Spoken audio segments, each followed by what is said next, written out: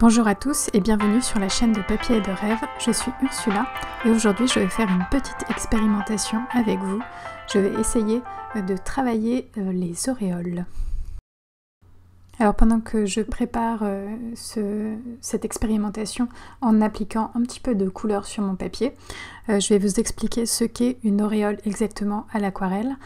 Une auréole en fait c'est tout simplement un déséquilibre dans la gestion de l'eau sur le papier.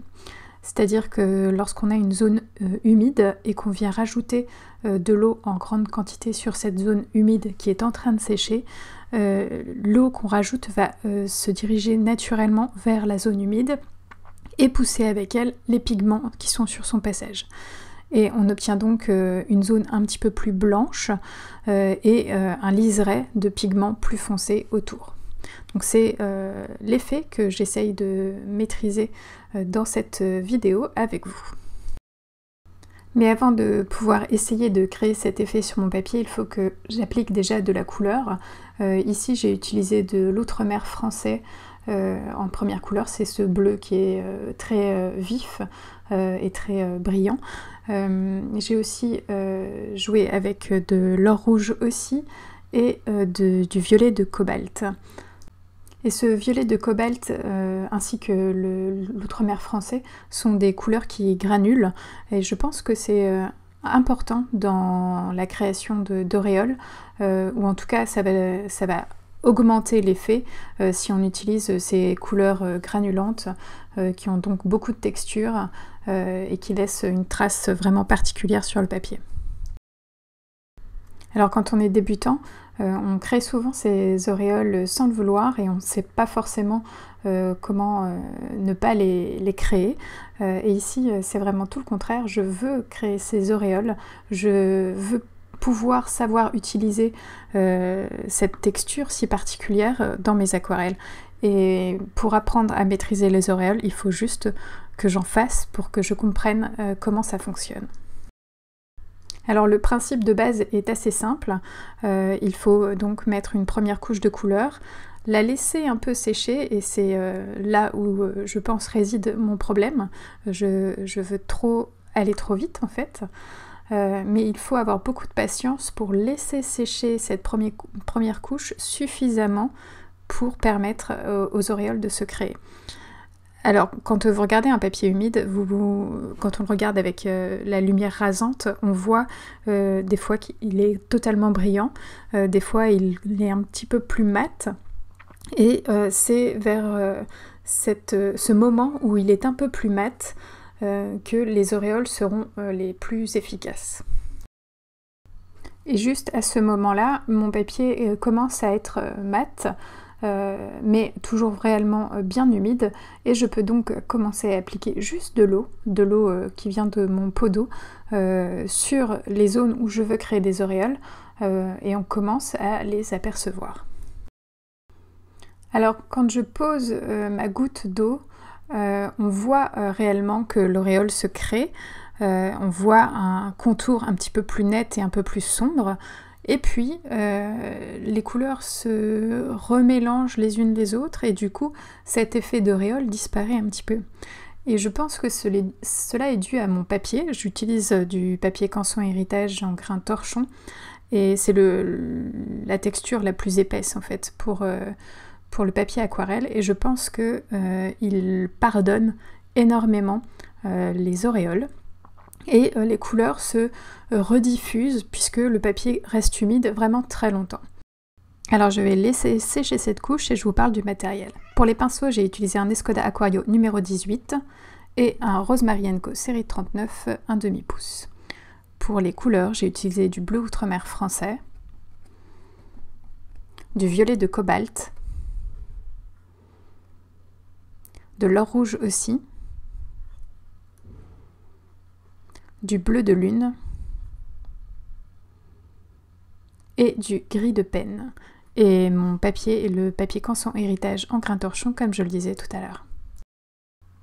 Et je pense que si j'avais choisi un papier satiné, donc la version la plus douce, la plus lisse du papier aquarelle ou même un papier en cellulose, j'aurais eu beaucoup plus d'effet d'auréole comme je le souhaitais.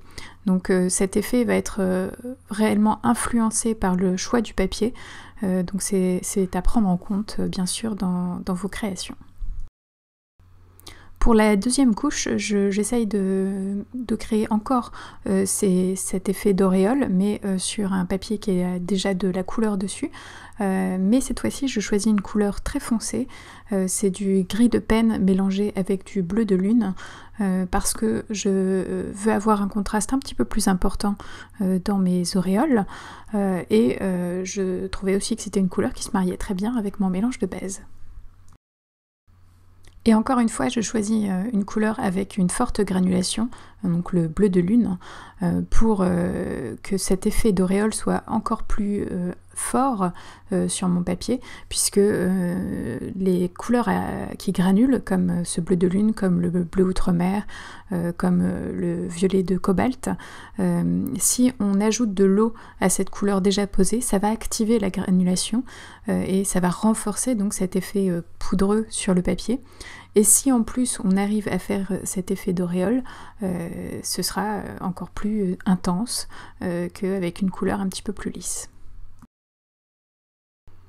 J'ai choisi de faire quelque chose de totalement abstrait pour cette aquarelle parce que je voulais vraiment me concentrer sur cette création d'auréoles, parce que je sais que j'ai du mal à les créer en temps normal, donc je ne voulais pas m'embêter avec un sujet à respecter pour cette aquarelle. Je voulais juste m'amuser avec mes couleurs et avec les effets que je pouvais en tirer. Alors c'est un petit peu dommage que je n'ai pas réussi à faire autant d'auréoles que je l'aurais voulu.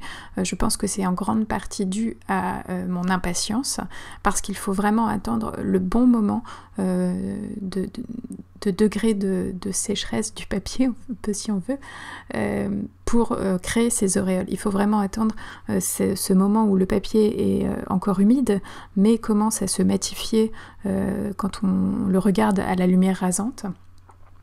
Et c'est vraiment ce moment crucial, et ça peut aller très vite aussi, parce que ça dépend de l'humidité de la pièce, ça dépend de la température de la pièce, et des fois ça arrive en quelques minutes, et des fois ça arrive en plutôt quelques heures.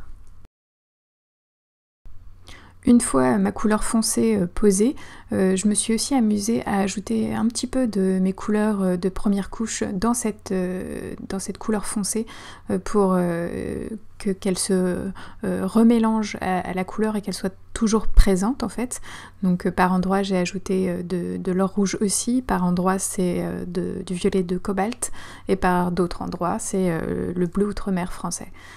Ça me permet de récupérer mes couleurs de ma première couche pour qu'elles passent un petit peu au-dessus et qu'elles soient toujours présentes après cette couche beaucoup plus sombre. Et vous pouvez voir que maintenant je rajoute de l'eau dans certains endroits pour activer cet effet d'auréole, et vous pouvez voir très nettement que tous les pigments bougent dès qu'on rajoute de l'eau. C'est assez marrant à regarder et c'est presque hypnotisant, je trouve. Et il y a un moment où je ne pouvais plus m'arrêter de faire des gouttes un peu partout sur mon papier pour voir cet effet un petit peu plus en détail, tout le mouvement des pigments qui sont chassés par l'eau vers des zones un petit peu moins humides. Alors au final, est-ce que j'ai réussi ce petit défi de créer des auréoles sur mon papier?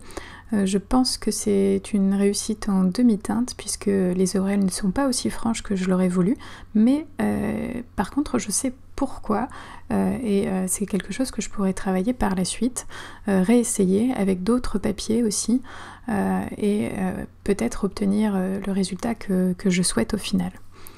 Pour finir cette aquarelle, je fais quelques petits détails, je m'amuse toujours avec mon pinceau en forme de dague.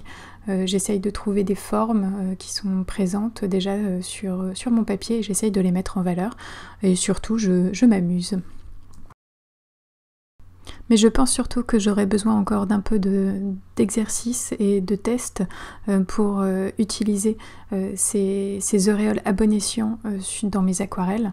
Je pense qu'il me faudra encore un petit peu de temps pour essayer et apprendre, mais je pense que c'est aussi très bien parti.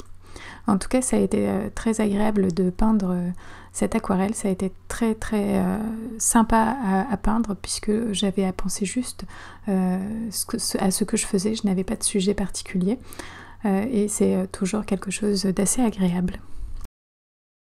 Et cette vidéo est à présent terminée, merci de l'avoir regardée jusqu'au bout et j'espère qu'elle vous a plu. N'hésitez pas à aller voir le blog pour plus d'informations et plus d'images, de détails de cette aquarelle et dites-moi ce que vous en pensez dans les commentaires. À bientôt.